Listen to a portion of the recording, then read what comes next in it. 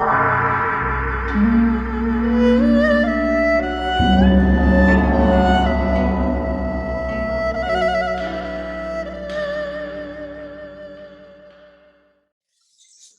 malam teman-teman semua. Selamat datang kembali di webinar Kerjasama Budaya Tionghoa dengan bahasinema.com. Ini adalah sesi kelima alias kedua dari terakhir. Materi kali ini kita akan membicarakan tentang film-filmnya Aryani Darmawan. Semuanya kalau aku lihat film pendek ya. Tapi gimana isinya dan di balik dan di belakangnya nanti biarkan pembicaranya saja yang membicarakan. Moderator malam ini adalah Cici Cendraswari.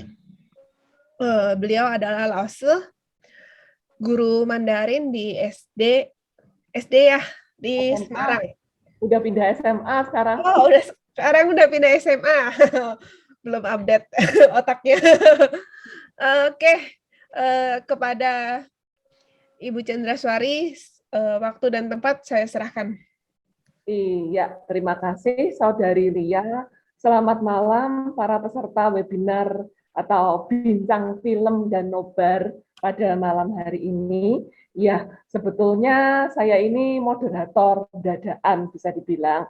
Ya, karena moderator aslinya ada kendala teknis yang mendadak, sehingga saya dikontak Saudari Lia untuk menggantikan menjadi moderator cadangan.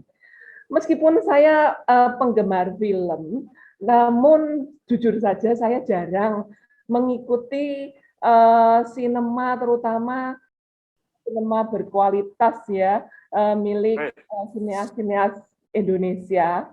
Ya, yang dalam hal ini kita akan membahas tentang anak naga beranak sinema dengan keterangan melihat ketionghoaan di dalam film-film Aryani Darmawan. Ya, sekilas saya sudah melihat tayangan-tayangan yang ditayangkan oleh panitia di depan tadi, cukup menarik ya. Nah, bagaimana pembicara pada malam hari ini akan membahasnya? Saya tidak akan berpanjang lebar. Iya, mari kita sambut pembicaranya sudah hadir ya. Oke, saya juga belum berkenalan ini dengan beliau. Dari panitia tertulis CV-nya hanya pekerja teks demikian. Nah, ini narasumber kita pada malam hari Bapak sangat menarik sekali ya. Sangat membuat kepo untuk kita mengikuti bincang film pada malam hari ini. Waktu dan tempat langsung saya serahkan. Silahkan Bapak Mim Fadli Robi untuk membawakan topik pada malam hari ini. Selamat malam. Ya, sekarang terdengar, Pak. Ya, mohon maaf tadi sinyalku agak kurang. Jadi tadi ya memperbaiki sinyal dulu device saya.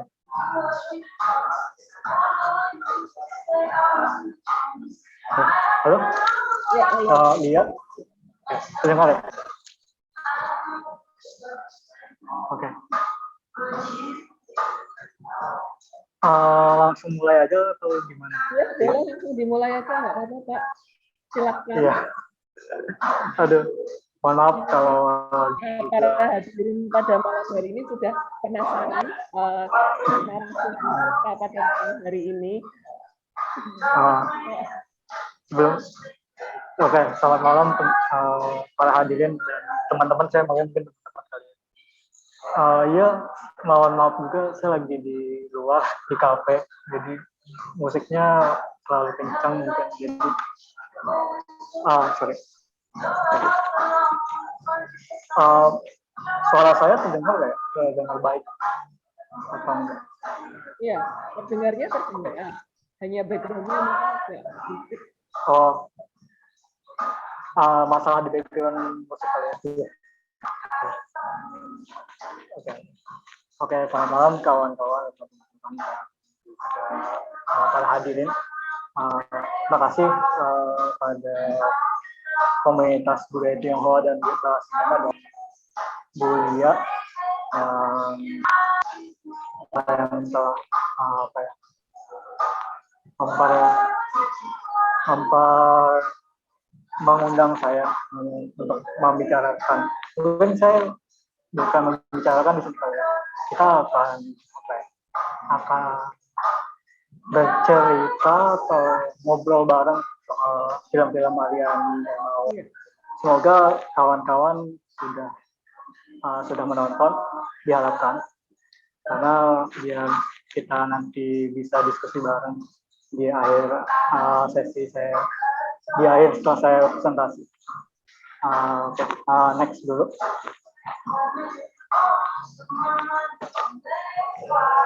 Oke. Konteks di sini mungkin saya akan menjelaskan bagaimana profil dari Mbak Aryani Darmawan. Aryani Darmawan itu lahir di tahun 1977. Itu beliau merupakan seniman video dan juga sineas, berada di Bandung. Karyanya fokus pada tema relasi kuasa, identitas, ingatan, dan bahasa. Terus juga karya-karyanya tayang pada berbagai festival film internasional, festival film yang ada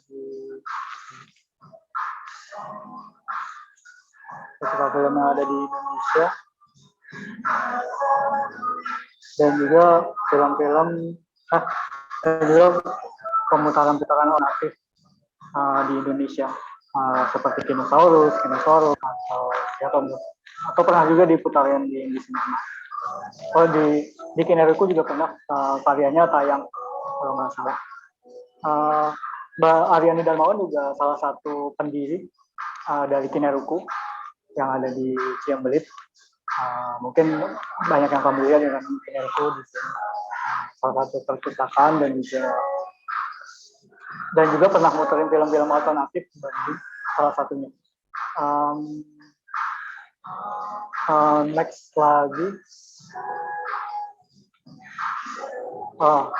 Di sini yang saya lihat ketika menonton ulang film-film Aryani Darmawan, saya menemukan 3 sebenarnya yang dia nggak 3, tapi pas saya tonton ulang-ulang lagi ternyata ada 2 yang cerita tentang Tionghoa tua dari 3 ini. Yang tua itu sebenarnya ada Sugiarti Alim sama Anak Naga Beranak Naga. Dan universalis itu bisa dikatakan sebenarnya isu universal, tapi tubuh ceritanya itu soal pernikahan di Tionghoa ya, sebenarnya. Boleh next lagi. Langsung next lagi. Kita di sini langsung bahas dari film The Universalis. Saya urutannya dari urutan tahun pembuatan film. Itu sebenarnya karena kedekatan kedua orang tua, hubungan keduanya selalu menjadi monoton. Di sini saya mencoba melihat gambaran besar dari The Universalis bahwa karena dia Aryani mengemas ceritanya itu pada sisi Lilis dan juga pasangan. Di sini saya melihat ada suatu gambaran yang coba Aryani munculkan bahwa rumah Liv sebagai representasi rumah dan pasangan yang ada di dalamnya itu, dan itu dijadikan hidup, karena di situ kita bisa lihat konteksnya, kita bisa lihat bagaimana pasangannya ini berinteraksi dan juga musuhan bisa dibilang gitu, dan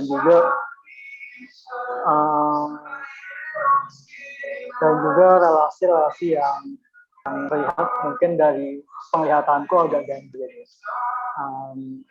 karena Handi ternyata pada saat pernikahan, kita bahas pernikahan, sisi pernikahan dari sisi dijodohkan.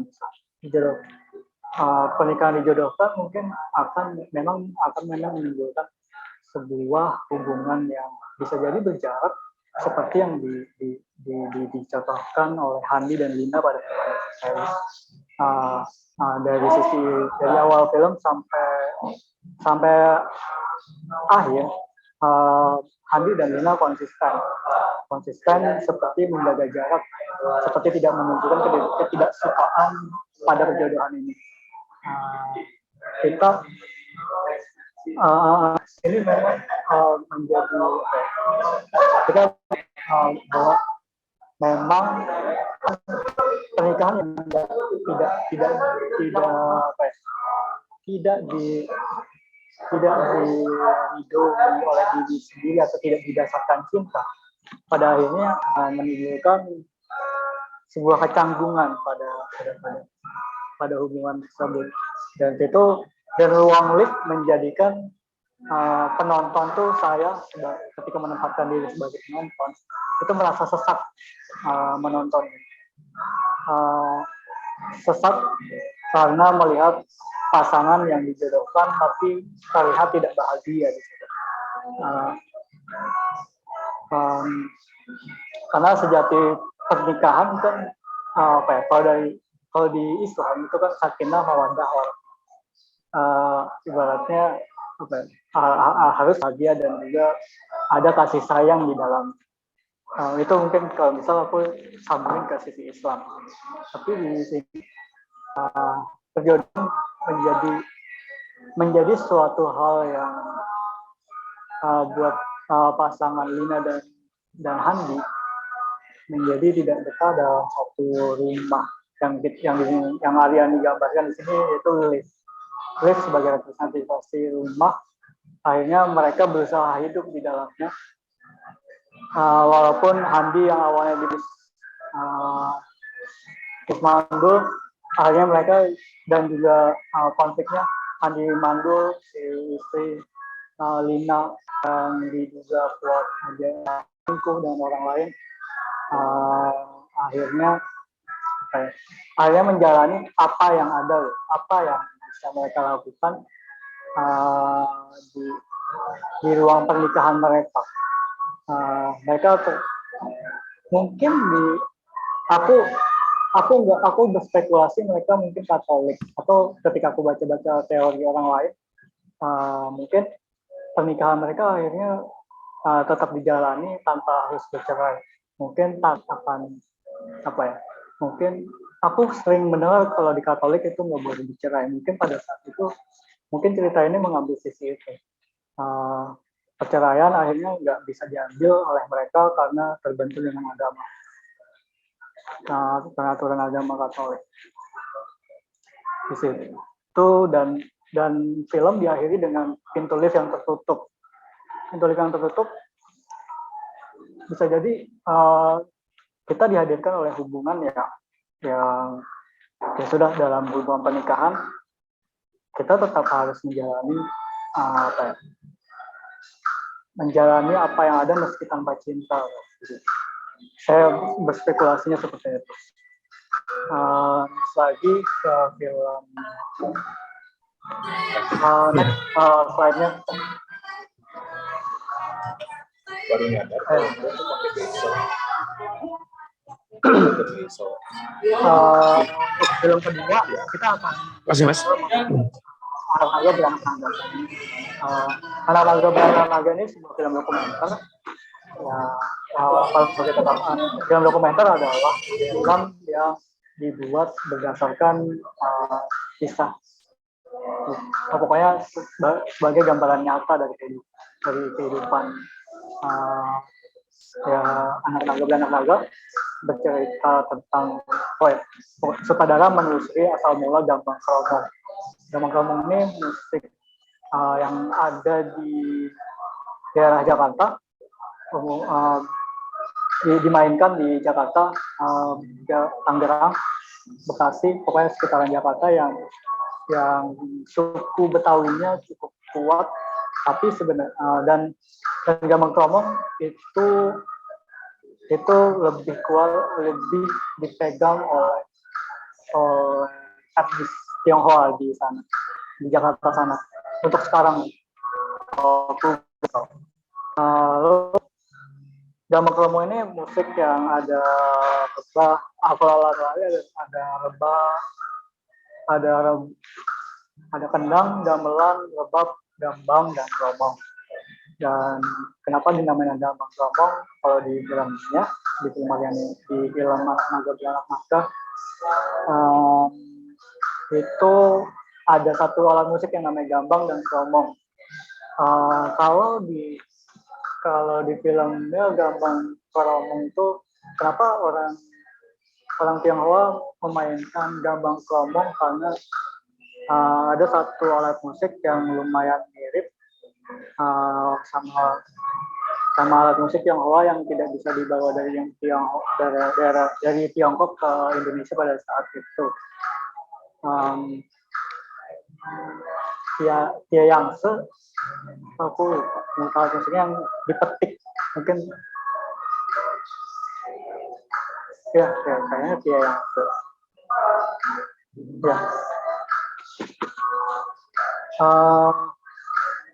Namun next lagi,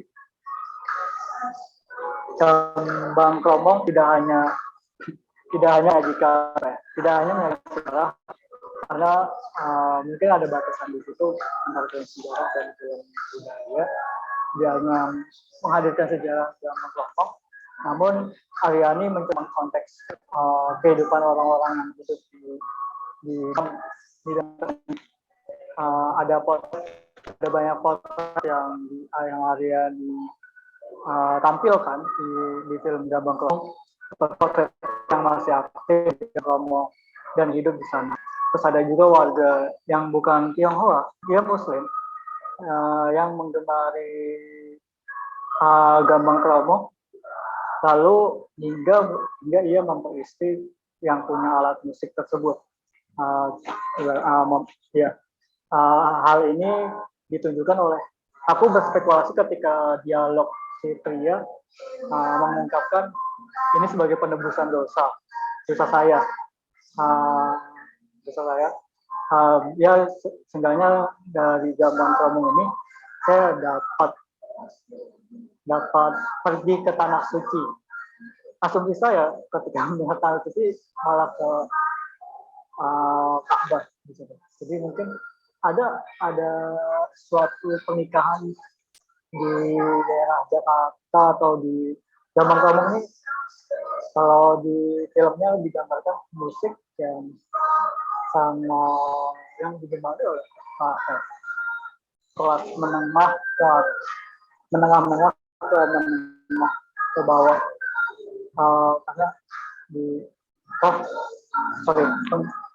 film digambarkan oleh semua kalangan. Cuma memang untuk orang-orang yang pemainnya itu di kelas yang bawah dan tengah. Ya, Muslim ini, spekulasi saya justru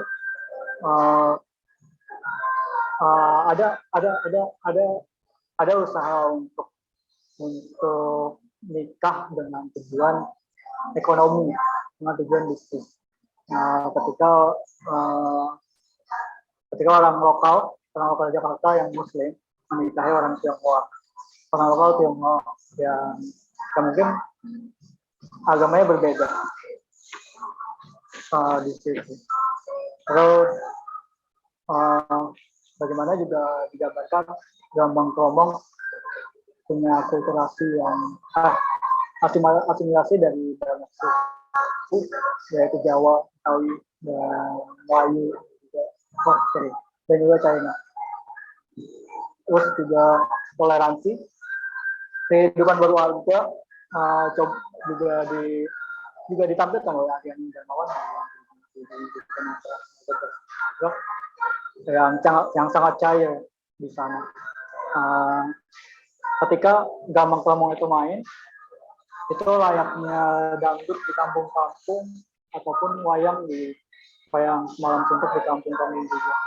Dan ada penggambaran seperti main togel yang gambar kanan bawah togel, bukan togel, sorry. Supaya itu berjudi, kalau nggak salah, yang sering di bawah panggung kalau ada kadang di acara nikahan. Dan di sini konteksnya ada gambang-gambang, semua menikmati musik ketika gambang-gambang itu main, tidak hanya Muslim, tidak hanya lokal, tidak hanya yang punya pernikahan itu orang Tionghoa.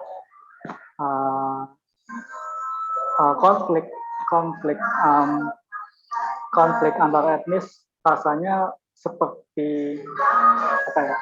Seperti ada adanya kehidupan lokal Jakarta yang memang banyak campur campuran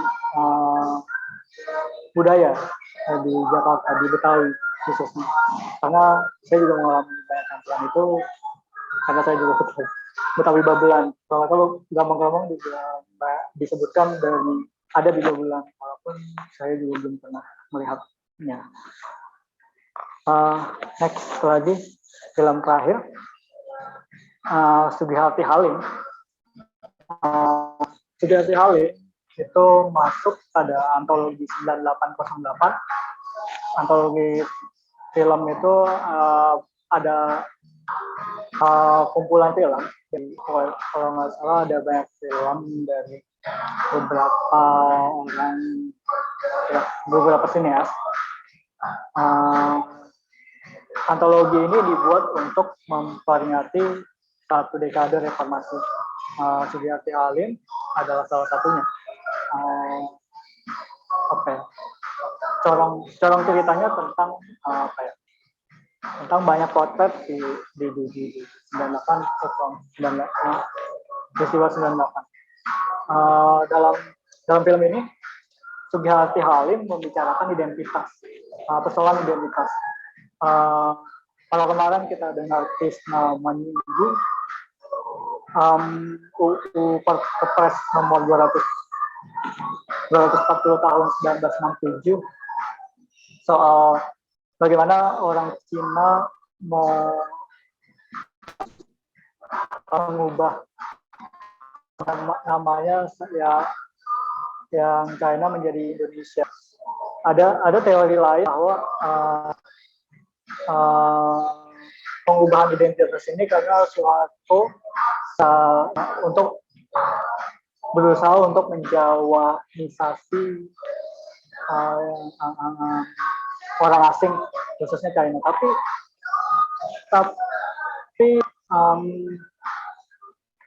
Tapi UU ini sangat diskriminatif karena ada frase untuk orang asing, tapi di frase lain atau di pasal lain frasenya itu hanya untuk khusus untuk orang Cina saja, sehingga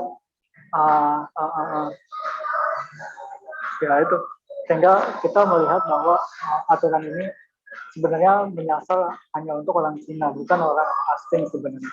Jadi frase karena yang kita tahu Indonesia itu tidak hanya Cina kalau untuk orang asing, karena ada Arab, ada Melayu, ada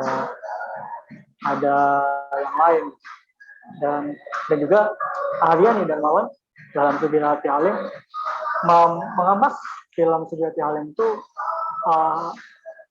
menyajikan Sugihati Halim yang seakan-akan mengobrol dengan kita, berdiskusi dengan kita soal identitasnya tersebut, soal peraturan tersebut, soal peraturan Kepres 240 tahun 1967. Ia terus mengobrol sepanjang film dengan substill seperti yang scene selanjutnya, seperti ini. Seperti apa ya? Supaya scene berganti. Pandangan kamera atau pandangan Aryani Darmawan, Sugihati Halim itu melihat ke kamera dan ngobrol dengan kita, itu biasanya itu menandakan bahwa uh, uh, Sugihati berbicara dengan kita sebenarnya, berbicara dengan penonton.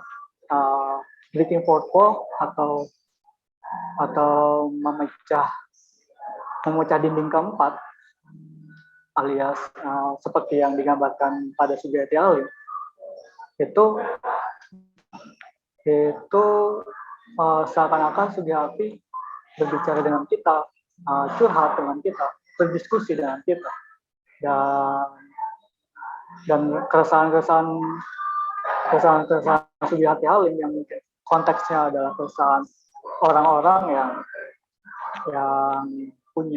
yang pernah berganti nama gara-gara Kepres tahun 1967 tahun nomor 240 tersebut. Akhirnya kita merasakan hal yang sama, dengan Sugihati, dan kita mungkin Sugihati di situ tidak butuh sebuah simpati, karena memang sudah terjadi gitu. Karena di sisi lain, ketika pokoknya di sana, ketika scene berganti ke scene cowok yang terakhir, dia berusaha mendengarkan si cowok tersebut. Lagi-lagi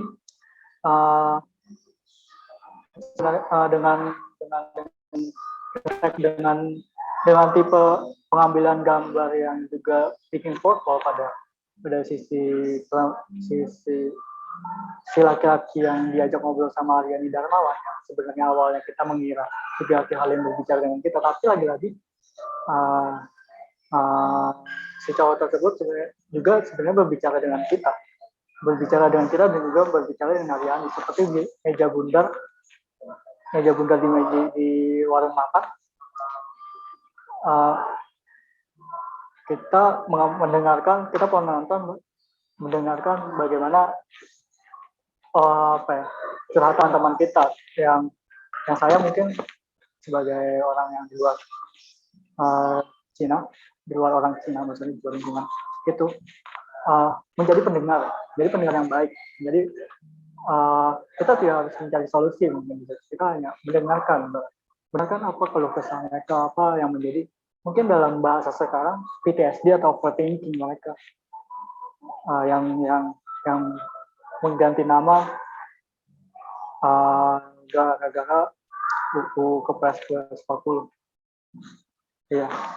Dan Sugihati Halim menyajikan hal-hal yang akhirnya membuat kita sadar bahwa pada Sugihati Halim breaking fourth wall dengan setelah mendengarkan nasihat, dalam tanda kutip nasihat si cowok yang terakhir, bahwa kita harus menerima apa adanya di situ. Dan pandangan Aryani Darmawan, sebenarnya pandangan ke kameranya cukup sinis tapi membingungkan.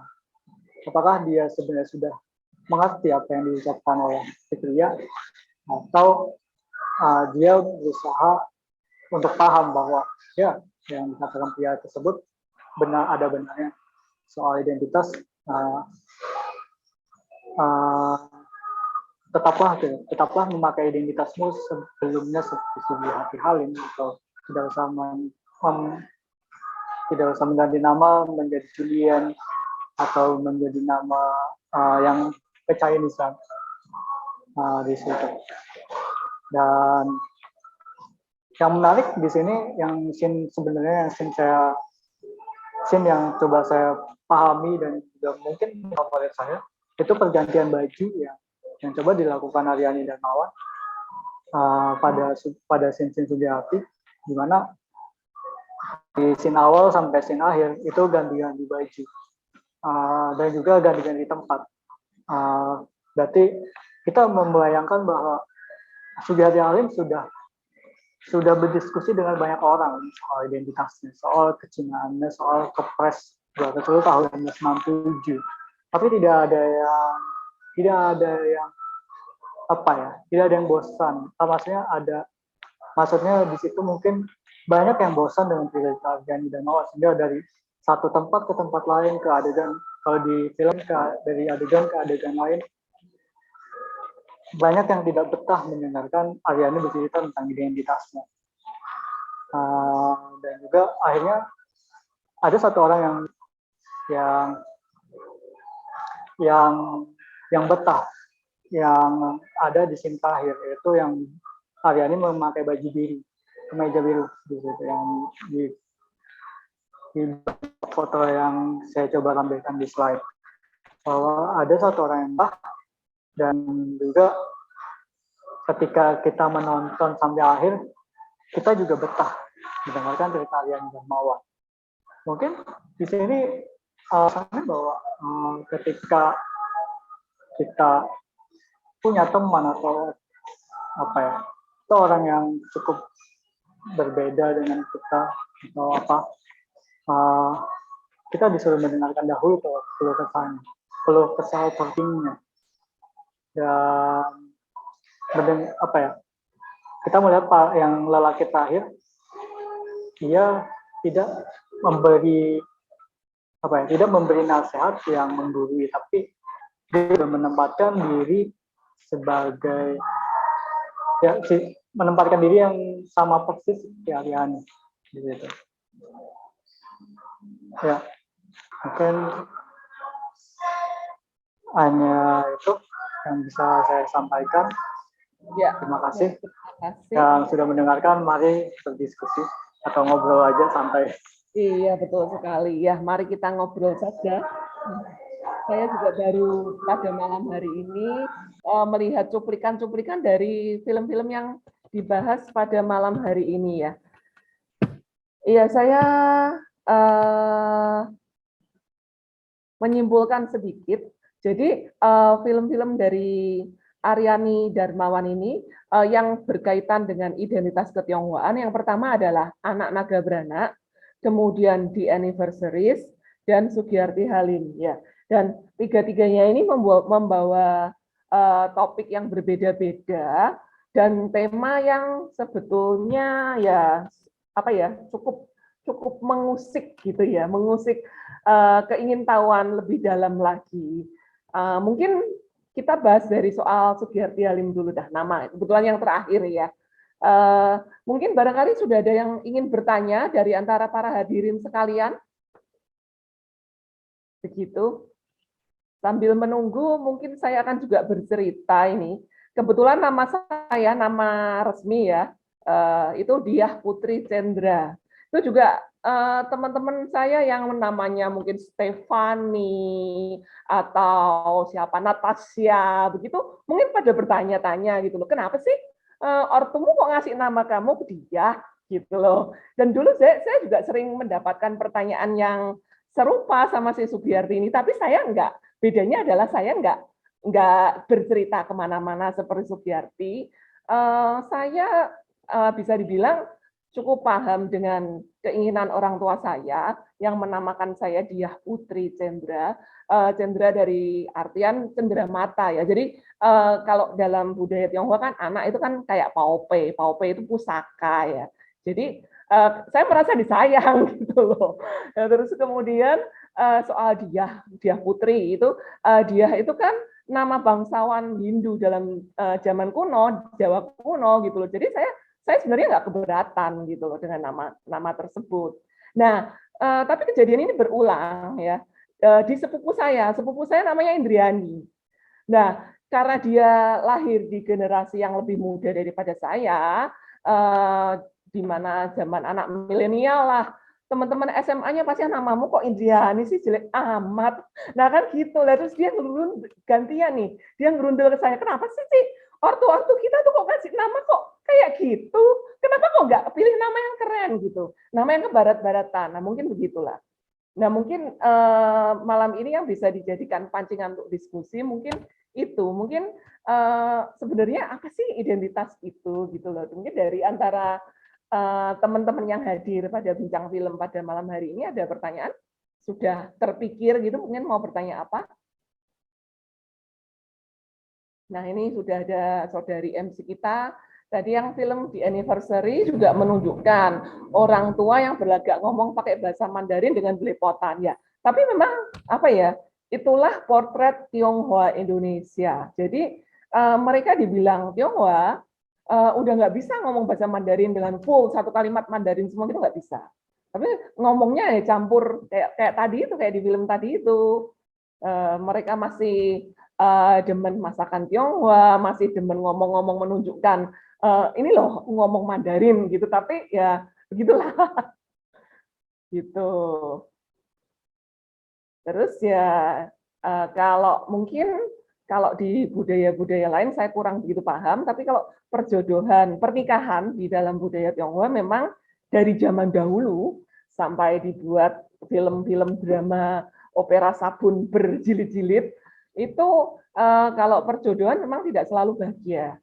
Jadi selalu mengundang derai air mata, mungkin yang akhirnya cerai atau bagaimana atau menerima, tapi dalam posisi sebagai yaitu menunjukkan diri dengan sebagai menantu yang baik, tapi hidupnya tidak pernah bahagia. Itu juga ada kisah-kisah yang seperti itu. Ini sudah ada pertanyaan sekarang Kak Robi. Ini mengenai film anniversary yang menunjukkan orang tua berlagak ngomong pakai bahasa Mandarin dengan belepon tadi, saudara Papa juga sering begitu. Gimana menurut Kak Robi?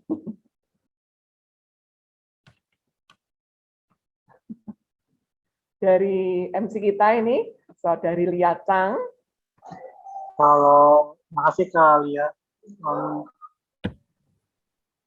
saya nggak mengalami, maksudnya saya di luar komunitas Tionghoa, tapi mungkin kalau misal mengobrol soal ini, saya Betawi, tapi saya jarang, maksudnya saya rasa intonasi saya bukan Betawi, orang Indonesia, dan kami di rumah pun kayak nggak pakai bahasa bahasa Bekasi yang lumayan apa ya, yang agak khas. Mungkin orang bakal kira cepat ceplos lah berarti di situ kalau di Betawi, Betawi Bekasi internet. Saya baca lagi kali ya. Iya. Iya, soal bahasa, kalau di Gafu justru memang kami kayak jarang banget memakai bahasa Bekasi pure di rumah. Malah lebih sering mungkin bahasa Indonesia di situ. Entah karena orang tua saya nggak mau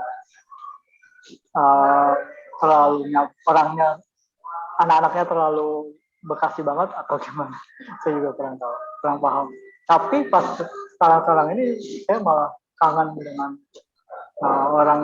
ngobrol dengan orang Bekasi, walaupun di kuping saya agak asing tapi tetap pengen ngobrol atau pengen dengar orang Bekasi ngomong secara nyablak gitu. Ya, kalau soal pernikahan, paling kalau pernikahan di Bekasi atau Betawi, entah ini kayak di keluarga, yang mirip dengan anniversary, mungkin dijodohkan antara orang dekat itu di keluargaku pasti ada. Ibaratnya dalam soal ini, ya bapakku kenal sama orang ini, terus anaknya belum menikah, akhirnya dinikahkanlah anak-anaknya di situ. Itu terjadi di kakakku yang pertama malah, kalau nggak salah. Iya, karena perempuan, jadi dicarikan sama bapakku, kenal sama satu orang baik dalam tanda kutip mungkin di situ. uh, akhirnya terjadilah pernikahan dan nggak tahu aku mereka bahagia tapi kelihatannya bahagia dan mungkin nggak tahu tapi memang agak mirip kasusnya dengan anniversary. Iya, iya. Nah, oke. Gimana saudari Lia? Selanjutnya komentar dari saudara Hendri. Kurasa itu Sugiyarti seperti kayak lagi blind date, tapi ngobrolnya tentang itu. Cuman jadi gloomy rasanya. Makanya ganti orang juga rasanya masih bicara yang sama atau lanjut. Cuma untuk generasi sekarang, mungkin sudah nggak begitu seperasaan dengan Sugiyarti ya. Kecuali yang dapat namanya yang orang Jawa pun nggak pakai, ya ini saya juga udah cerita mengenai saya bagaimana, kemudian sepupu saya bagaimana, itu juga udah ada perbedaan. Dan saya rasa juga lingkungan pengaruh juga ya. Nah, kalau menurut Kak Robi sendiri gimana nih mengenai pemilihan nama ini mungkin?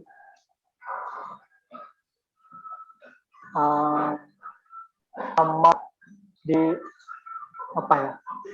Kalau pemilihan nama, saya rasa memang di situ Sugiyarti Halim apa ya? Ibaratnya ingin menggugat orang tuanya tapi tidak bisa. Ibaratnya itu memang apa ya? Orang tuanya mungkin patuh dengan UU nomor 240 Kepres nomor 240 tahun 1967 dan ketika dia ini mungkin orangnya nggak enakan dengan orang tuanya sehingga dia mencurahkan gelisahnya ke teman-temannya atau blind date di situ benar juga sih blind date kencan buta karena di sana menunjukkan orang-orang asing yang dia temui dan beberapa orang nggak betah ketika diceritakan hal tersebut soal identitas namanya kecuali yang terakhir. Kalau di aku ini jadi komparasi antar budaya jadi di aku Betawi Muslim, Betawi ini sebenarnya cenderung ke Arab kalau di keluargaku, sehingga mengambil namaku dari kitab suci Al-Quran. Mungkin harapannya agar apa ya? Karena arti dari namaku dari penciptaan Tuhan, dari keutamaan Tuhan.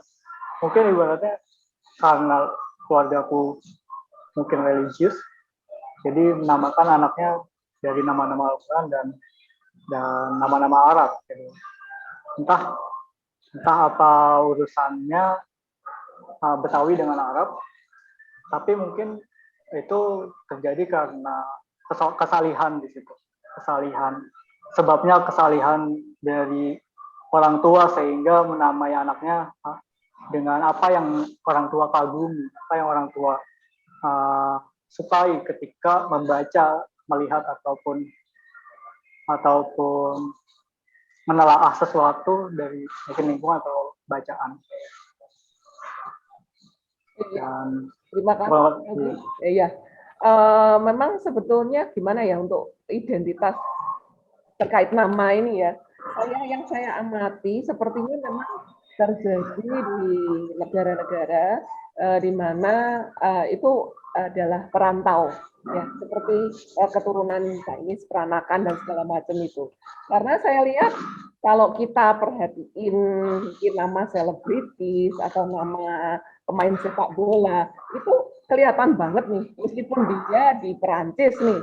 Tapi kalau namanya nama-nama berbau Afrika itu berarti dia bukan orang France gitu loh. Jadi mungkin dia adalah imigran di situ. Demikian pula dengan misalnya, oh ini namanya misalnya Paolo Maldini, itu oh jelas, oh dia pasti Italian gitu loh. Kemudian kalau namanya yang umum-umum seperti Jack Smith atau David begitu, oh pasti, oh kalau nggak Inggris Amerika. Nah itu kayak suatu identitas yang sudah melekat. Tapi kalau kita nggak punya, memang kita di Indonesia ini siapapun bisa pakai nama Stefani, tapi ternyata mungkin misalnya orang mana katakanlah Batak misalnya itu bisa terjadi gitu. Ya mungkin karena apa ya? Saya sifatnya mungkin karena kita ya itu kita dijajah mengalami penjajahan Belanda, Portugis, bahkan Jepang. Jadi di situ ada suatu kecenderungan untuk mengambil identitas yang populer mungkin demikian. Sehingga nggak pede pakai identitasnya sendiri. Ditambah mungkin dengan orang Tionghoa dengan adanya Kepres tersebut, ya ini seperti yang saudari Amelia ini tadi, nama aslinya kan Amalia. Waktu sekolah di SMP dikira Muslim. And you know, orang tuh kalau ditanya kenapa kasih nama Amalia, alasannya cuma pengen pakai awalan A. Dan kalau Amelia itu sudah terlalu umum. Ya, memang saya amati juga demikian banyak orang tua generasi di atas kita yang menamai anaknya dengan alasan seperti ini. Atau kemudahan administrasi dalam arti mengurus KTP, mencari sekolah dan segala macam. Jadi kalau dia menamain anaknya pakai 3 nama, ya itu pasti untuk masuk sekolah dipersulit. Mereka takutnya demikian. Gitu. Iya, terus kemudian ada komentar lagi. Oh, ada pertanyaan ini. Di anniversaries dari Bapak Eko Priantoro menanyakan the anniversaries filmnya ada di YouTube. Dan film ini cukup menarik karena memberikan gambaran tentang salah satu kehidupan keluarga Tionghoa. Yang mau saya tanyakan, bagaimana pendapat Robi tentang tradisi Tionghoa dan permasalahannya seperti di dalam film ini? Apakah ini menjadi stereotip pandangan umum masyarakat non-Tionghoa? Nah, itu demikian pertanyaannya. Aduh. Halo. Ya, halo. Terdengar? Ya, baik. Terdengar. Ya. Oke. Kalau soal apakah hal tersebut di luar Tionghoa? Enggak juga sih.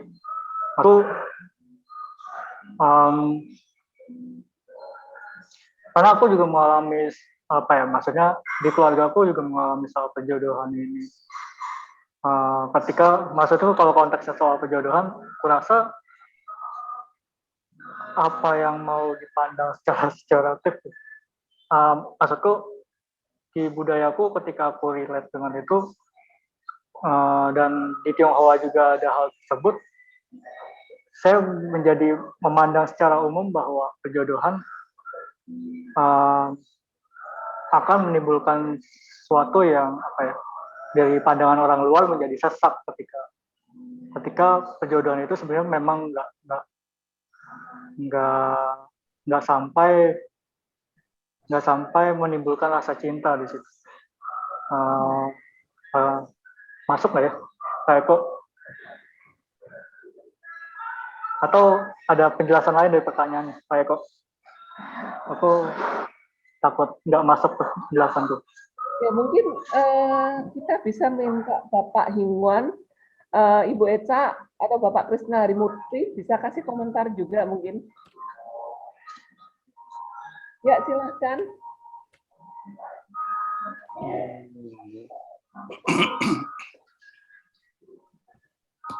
Baik, saya berkomentar nih.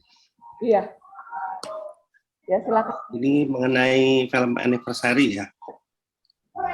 Itu pertanyaannya? Apakah menjadi stereotip pandangan umum masyarakat? Kebetulan saya tadi terlambat nontonnya itu. Saya kira tidak ya, tidak menjadi stereotip.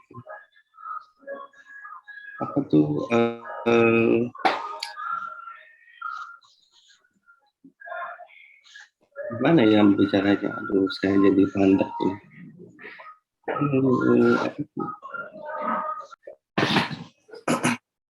Boleh saya memberikan komentar tentang film itu? Kebetulan saya sudah nonton yang mengenai nama itu apa Sugiharti Halim. Berarti Halim. Silahkan Pak. Nah, kebetulan itu apa kemarin saya sempat nonton dulu. Jadi itu sepertinya masa Orde Baru. Karena masa Orde Baru itu dianjurkan untuk asimilasi ya. Jadi banyak sekali itu orang-orang keturunan Tionghoa itu mengubah namanya menjadi nama Indonesia begitu. Jadi ini berhubungan juga dengan sejarah begitu ya. Nah, tapi di zaman sekarang sudah tidak lagi. Ketika zaman Gus Dur itu dia sudah mengakui ada minoritas Tionghoa, ya sudah mau pakai nama Indonesia juga tidak apa-apa. Nama Tionghoa juga nggak apa-apa. Kemudian ada juga beberapa itu seperti menteri siapa itu Kwek Kian Gi ya dulu. Dia namanya tetap Tionghoa itu. Ya, tidak apa-apa, malah ada universitasnya itu Universitas Kwek Kian Gi juga masih ada. Itu nama-nama Tionghoa ya tidak apa-apa gitu, sekarang tidak jadi masalah lagi begitu. Kemudian itu mengenai nama yang di dalam film itu endingnya kurang begitu ini, jadi cuma mengambil nama Shakespeare saja yang diungkapkan oleh Shakespeare, jadi tidak ada artinya nama itu seperti bunga mawar, dia tetap harum begitu, seperti itu saja dan tidak menyoroti Tionghoanya menurut saya itu begitu. Itu ya. Kemudian kalau untuk membahas itu apa, sebetulnya kalau misalnya di sini ada Ibu Aryani Darmawannya akan lebih bagus. Saya bisa langsung ingin memberikan pendapat begitu ya. Itu film itu juga saya nonton tapi bukan film utuh ya, jadi cuma film pendek begitu. Itu berhubungan dengan sejarah begitu ya. Tentang seorang orang keturunan Tionghoa yang membawakan gambang kromong.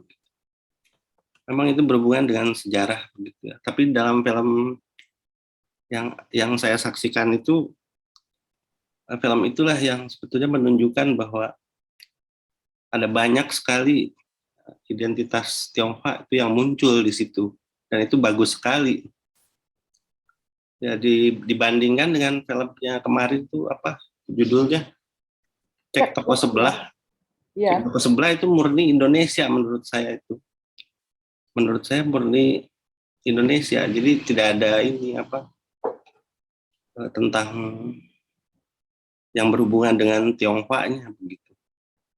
Nah, dalam itu Gambang Kromong itu mungkin bagus sekali.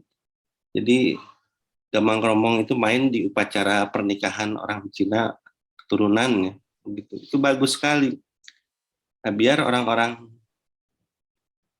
Indonesia juga mengenal, oh itu ada orang keturunan Tionghoa itu kalau merayakan itu seperti itu begitu bentuk pernikahannya. Begitu biar jadi bagus, jadi tahu begitu orang-orang itu begitu. Dan saya juga berharap itu film seperti itu mungkin dibuat lagi begitu ya. Mungkin dalam ceritanya cerita utuh misalnya tentang bagaimana itu orang Tionghoa itu ketika ada keluarganya, salah satu keluarganya yang meninggal dunia gitu. Itu banyak yang belum tahu itu. Kan dia upacaranya beda. Upacara mengantarkan jenazahnya itu bagaimana misalnya itu. Lalu ada sesajiannya apa begitu. Ada ritualnya, itu yang perlu diperkenalkan. Film-film seperti itulah sebetulnya yang bagus, mutunya bagus, ketionghoaannya ada begitu ya. Kalau mengenai kawin campur kemarin saya sudah bahas, itu tidak terlalu menarik ya. Itu kan urusan cinta saja. Kalau cocok ya bagus, kalau tidak ya. Tapi menurut saya tidak akan bagus. Ya itu tingkat perceraiannya tinggi kalau orang keturunan dengan orang pribumi kalau dicampurkan itu akan tinggi sekali gitu. Jadi tidak begitu bagus gitu. Barangkali itu saja dulu pendapat saya. Terima kasih. Terima kasih juga Pak Hingwan. Bagaimana dengan Ibu Eca atau Pak Krisna? Bersedia memberikan komentar? Iya, ini tadi kita belum membahas mengenai film Anak Naga Beranak nih. Saya setuju dengan pendapat Pak Hingwan ya. Memang tadi saya sekilas melihat bahwa mengangkat tentang tema gambang kromong. Ya, gambang kromong ini memang banyak masyarakat, terutama yang awam, yang tidak mengerti bahwa ternyata grup musik gamelan Betawi, kebetulan di Semarang ada gamelan Gambang Semarang juga yang mirip, cuman kita nggak pakai tehyan. Semarang tidak ada pemain tehyan. Ya, kebetulan saya pemain erhu, tapi karena nggak ada yang bisa main tehyan, makanya diganti gitu. Tapi kami dari grup musik Undip kebetulan kerjasamanya dengan kelompok yang gimnya Kelenteng Gang Lombok itu berusaha menghidupkan kembali Gambang Semarang, itu juga untuk mengusung toleransi ya, juga untuk untuk tema pembauran, memperkenalkan musik. Oh ini loh ternyata kolaborasi seperti itu tuh bagus. Jadi itu adalah suatu akulturasi budaya yang menarik sebetulnya, tapi yang sering orang nggak perhatiin gitu loh. Kayak ternyata alat musik Tionghoa digabung sama gamelan tuh bisa gitu. Ini sebenarnya kalau buat pengamat musik seperti saya itu jauh lebih menarik daripada kawin campur demikian. Mungkin Pak Krisna atau Ibu Eca mungkin yang di dunia perfilman bisa lebih berkomentar lebih jauh mengenai tema film Anak Naga Beranak dan tema-tema film lain yang kita bahas pada malam hari ini. Atau dari teman-teman peserta bincang-bincang malam ini ada pertanyaan lagi? Ini mic menurut panitia sudah dibuka ya, karena peserta malam hari ini tidak terlalu banyak. Jadi Anda bisa langsung membuka mic untuk bertanya pada pembicara kita, Kak Rodi. Ya, silakan.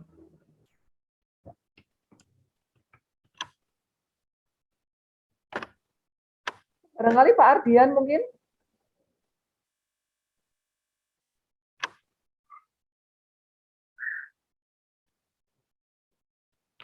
Pak Bun ini biasanya aktif sekali dalam sesi webinar kita. Soal Aryani Darmawan tadi sore saya sudah mengundang Mbak Aryani. Udah saya beri linknya tapi mungkin lagi sibuk kayak beliau. Oh.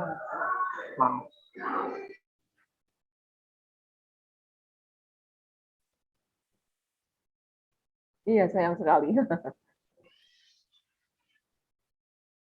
Ya, silakan teman-teman, rekan-rekan, Bapak Ibu. Silakan kalau ada yang ingin bertanya atau mungkin memberikan usulan mengenai tema perfilman. Bu Chandra. Ya. Maaf nih, tadi saya agak reconnect, tapi saya mau melanjutkan soal pertanyaan saya yang barusan. Oke. Nah, jadi yang saya mau lebih pertegas adalah pertanyaan tentang kalau di keluarga Tionghoa pada umumnya, yang kebetulan juga saya dari keluarga Tionghoa kan, nama baik dari keluarga besar itu cenderung untuk dilindungi lah tanda petik ya. Jadi kalau misalkan ada permasalahan seperti di film The Anniversaries itu, keluarga besar akan meminta untuk pasangan tersebut tidak bercerai, misalkan seperti itu loh. Nah, jadi sebenarnya demi untuk nama baiknya si keluarga besar, tapi kan bukankah itu berdampak sangat besar bagi pasangan yang menikah ya? Pasangan yang menikah itu kan mungkin rasanya seperti neraka gitu tanda petik hidupnya kalau misalkan terus bersama. Nah, bagaimana pandangan Robi tentang tradisi-tradisi yang keluarga besar, jadi apa-apa itu bukan antara keluarga kecil, keluarga nuklir family saja, tapi juga harus berkaitan sama pandangan keluarga besar. Itu sih yang saya mau tahu, apakah ini sebenarnya juga ini semua di Indonesia juga umum saja, tapi bukan hanya di keluarga-keluarga Tionghoa, atau sebenarnya sebenarnya keluarga Tionghoa terlalu menjaga nama baik, seperti itulah sederhananya. Itu yang mau saya tanyakan. Ya, makasih Kak Eko, Mas Eko. Saya rasa itu jadi pandangan umum di Indonesia ya. Khususnya kayaknya juga di Indonesia, di Asia. Karena beberapa kali ketika saya menonton drama Korea, ada pernikahan yang nampaknya si kreator juga menggambarkan kalau di Korea ada kaitan tentang nama baik sehingga tidak bercerai. Dan di Muslim Indonesia juga, yang di keluargaku khususnya juga kayak seperti itu. Oh ya, saya juga ingat di novel Habibur Rahman Al-Shirazi, aku lupa yang mana judulnya. Ternyata di Muslim, kan Habibur Rahman Al-Shirazi selalu menuliskan soal kehidupan Muslim. Di Muslim, bercerai itu ada pandangan umum yang bilang kalau bercerai adalah suatu dosa besar. Jadi sehingga Muslim yang mungkin menikah dan tidak bahagia dan ingin bercerai akhirnya menunda, ataupun life must go on gitu. Ketika menikah akhirnya tidak bahagia, akhirnya rela ini klise, rela di poligami di situ. Bercerai nampaknya jadi spekulasiku, jadi pandangan umum di Indonesia sebenarnya. Tapi saya rasa bukannya angka bercerai di Indonesia juga cukup tinggi. Entah hal tersebut akhirnya menjadi pandangan umum atau hanya pandangan di beberapa keluarga Muslim ataupun di beberapa keluarga Cina. Soalnya kalau nggak salah angka perceraian juga cukup tinggi di Indonesia. Ya, kalau soal budaya. Gitu Mas Eko, mungkin mau menanggapi jawabanku. Kalau misal belum puas. Oke, berarti yang saya dapat gambarannya tentang perceraian, menjaga nama baik keluarga besar itu memang suatu yang saja di keluarga Asia ya, atau mungkin keluarga ketimuran ya, seperti itu ya. Entah itu di Indonesia, entah itu suku apapun juga atau agama apapun juga, bahkan di Korea pun itu ternyata ya. Oke, terima kasih jawabannya. Siap Mas Eko. Makasih juga. Iya, bagaimana Pak Eko? Sudah puas ya? Oke, mungkin pertanyaan selanjutnya, atau mungkin mau berkomentar, juga memberikan pendapat juga silahkan. Sepertinya sih sama ya. Jadi ya, saya sih cuma penasaran saja, jangan-jangan ini hanya terjadi di keluarga Tionghoa, ternyata tidak ya. Jadi berbagai macam suku atau agama pun yang Timur cenderung lebih menjaga nama keluarga gitu, daripada mungkin kalau di Barat ya perceraian. Kalau misalkan menikah ya antara dua orang itu saja, keluarga tidak ada ikut sangkut pautnya seperti itu. Itu aja sih. Terima kasih. Iya, bagaimana? Ibu Eca barangkali? Malam Bu Eca, ada komentar barangkali?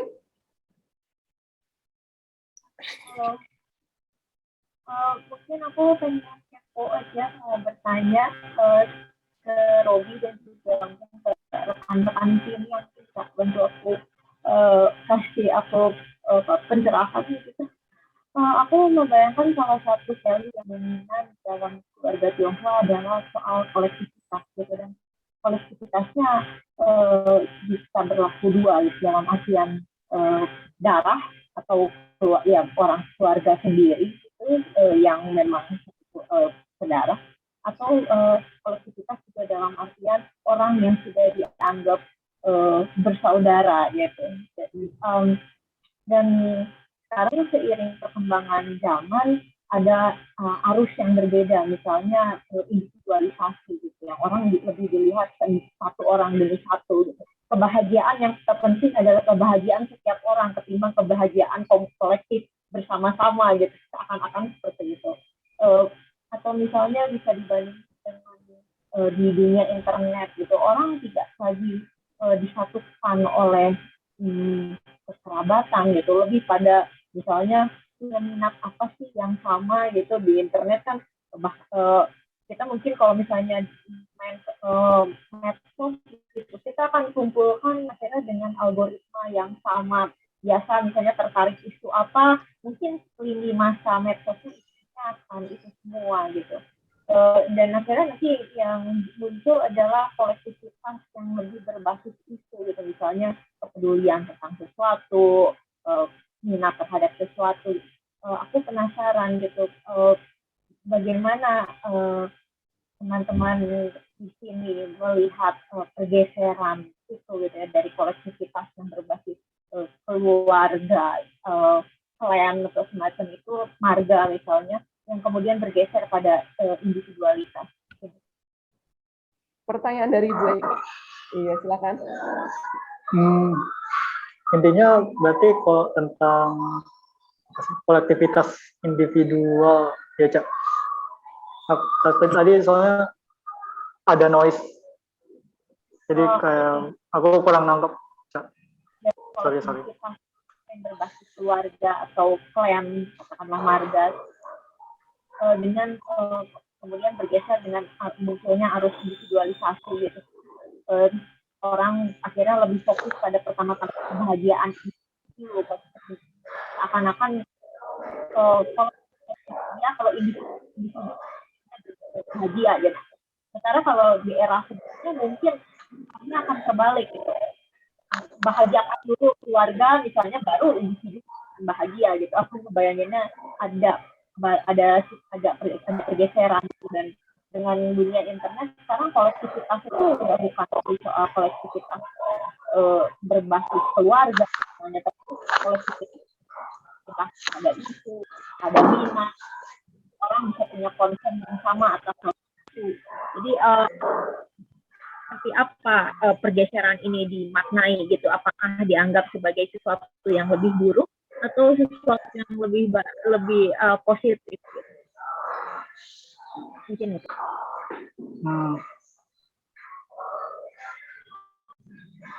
Apa ya? Pergeserannya buruk atau tidak? Ya, apa ya? Kalau aku kurang tahu sih. Soalnya bisa juga dilihat dari dua sisi akhirnya. Apakah ketika dikenalkan oleh orang tua dan orang tuanya cara didik orang tuanya itu termasuk yang tipe terbuka, bukan yang tertutup. Mungkin itu akan jadi hubungan yang asik-asik aja. Maksudnya dijodohkan dengan orang, maksudnya dijodohkannya tuh misal nih Kak, Mama punya kenalan bla bla bla bla kayak gitu, maksudnya yang tipe terbuka. Kalau yang tipe tertutup kan mungkin kayak anniversary, sehingga itu dinikahkan. Pandanganku, asumsiku. Kalau sisi digital, kolektivitas individu itu bisa baik dan buruk, Kak. Maksudnya konsep ini baik buruknya kembali lagi ke individu itu sendiri. Jadi karena kita tidak tahu orang itu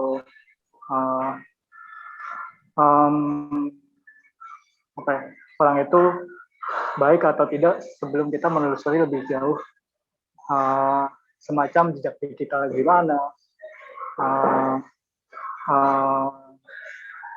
terus conversation di digitalnya gimana, dan juga ketika digital berarti kan ada mediasi yaitu handphone.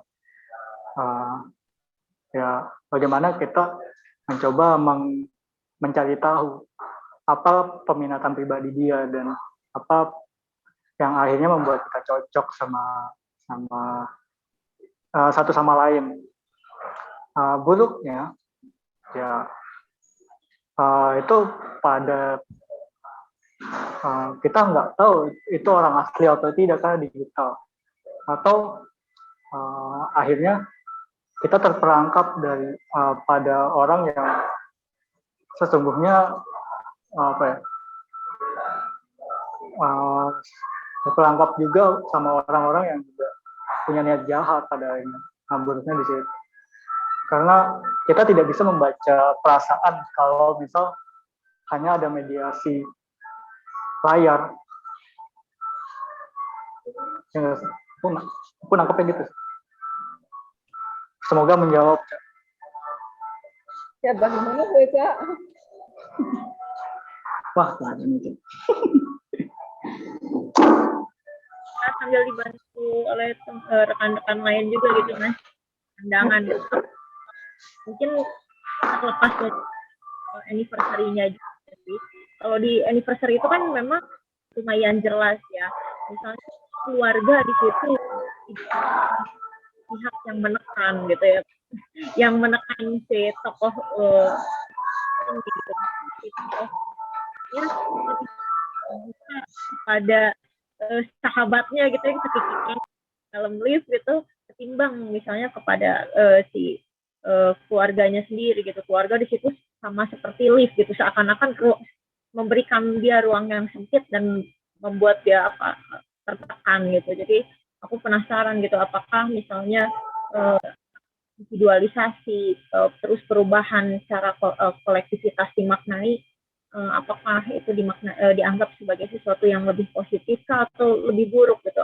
Misalnya lebih buruk karena mengurangi ikatan keluarga besar misal, atau membuat aspek kekerabatan tuh melonggar misalnya. Orang bisa lebih kenal dengan orang di kejauhan lewat internet misalnya ketimbang kerabat sendiri, semacam itu. Mungkin ada yang bisa membantu aku. Terima kasih.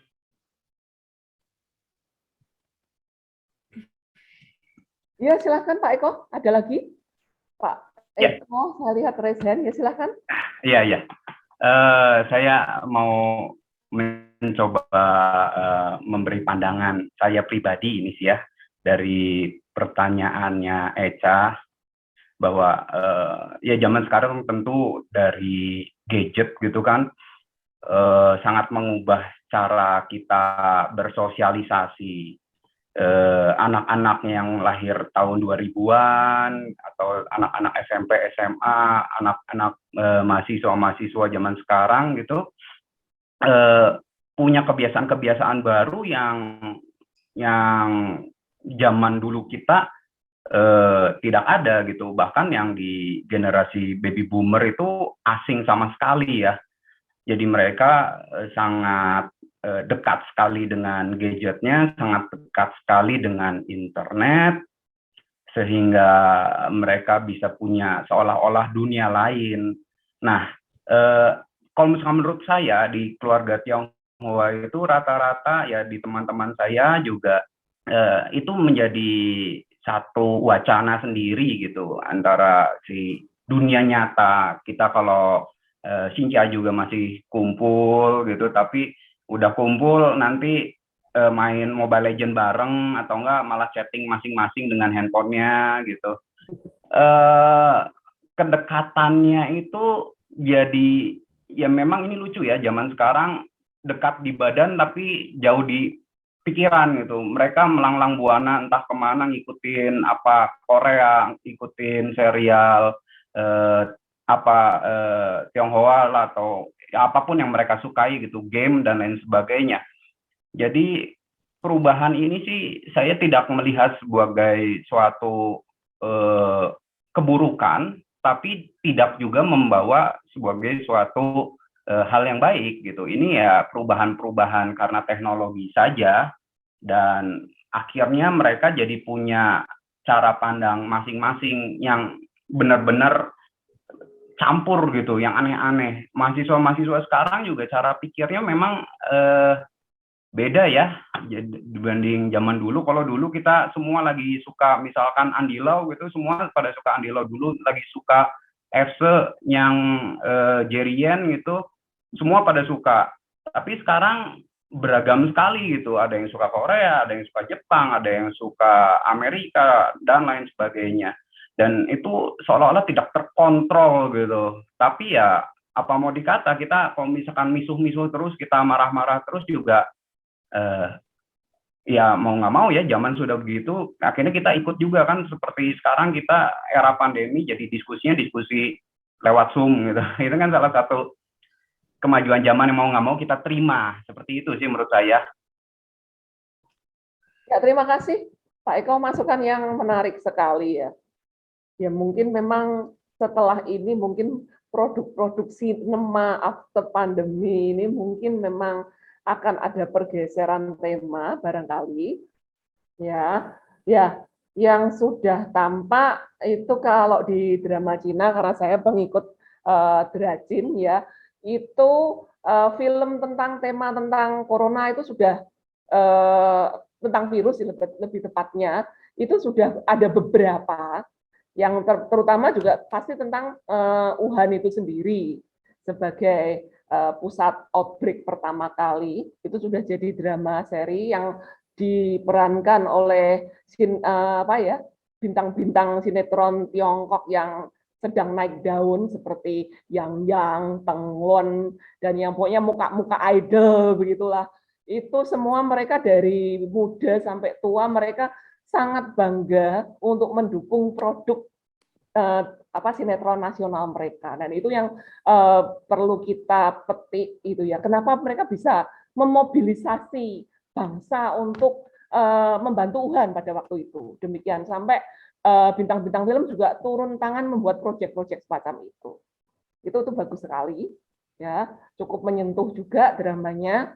Itu bagus. Terus kemudian ini yang lucunya, drama-drama silat itu kadang-kadang juga diselipin kisah-kisah tentang virus, tentang ada prokes pada zaman dahulu kala, itu ceritanya itu juga sebenarnya lucu, itu sebenarnya sih nyindir ya, cuma menarik sebenarnya. Dan yang terakhir saya baru tonton kemarin, ternyata mereka ngangkat soal dokter Tiongkok yang menjadi sukarelawan di Afrika, ya mereka ikut menangani virus Ebola. Nah, itu memang menunjukkan apa ya, kalau sineas-sineas Tiongkok itu mereka kreatif sekali dan temanya tidak klise. Sebetulnya demikian. Mungkin ini bisa membawa inspirasi untuk sineas Indonesia barangkali. Ya, oke, kembali ke topik pada malam hari ini. Apakah teman-teman, rekan-rekan sekalian masih ada pertanyaan? Sebelum pandemi, Nirwana in Fire 2 sudah habis wabah. Sudah bahas wabah. Oh ya, ini tambahan dari Bu Eca. Ya, ya betul sekali. Mereka memang sering sih sebetulnya sih. Cuman mungkin kita nggak ngeh gitu ya. Memang di silat-silat itu sering ternyata ini penyakit, ternyata kuman gitu. Bahkan film Radcliffe pun juga ada kan itu kan, pasukannya siapa itu? Pasukannya kelihatannya pasukannya siapa ya, kubunya Sun Jian ya sepertinya, kena wabah kolera itu. Oke, silakan, nggak apa-apa Kak Robi. Ya, ayo teman-teman, masih ada waktu. Ada yang ingin bertanya? Enggak seberapa paham soal prokes di film yang disebut. Tapi soal prokes saat ada endemi sudah